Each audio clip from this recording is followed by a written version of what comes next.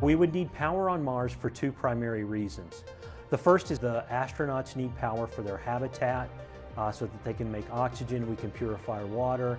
But prior to their arrival, we need to make liquid oxygen and propellant so that they can get off the Martian surface. Kilopower is a small nuclear reactor concept that is very simple and uses a minimum number of parts in order to produce power.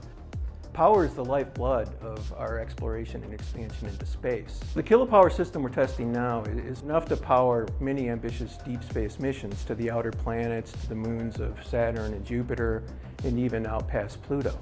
Kilopower is the result of lessons learned over the past decades of trying to get space reactors established.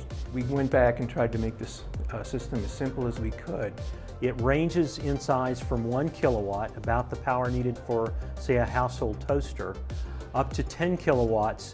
And at 10 kilowatts, we would use 4 or 5 of them on Mars in order to make fuel and to produce power for the habitat.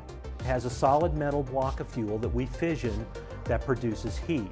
That heat is used to heat heat pipes, which are tubes full of sodium metal that we boil, and that delivers heat to what's known as the Stirling engine converter.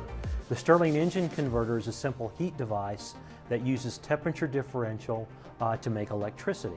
NASA chose Los Alamos to do the nuclear reactor design because of our long history with doing this type of work going back to the 1950s and 60s.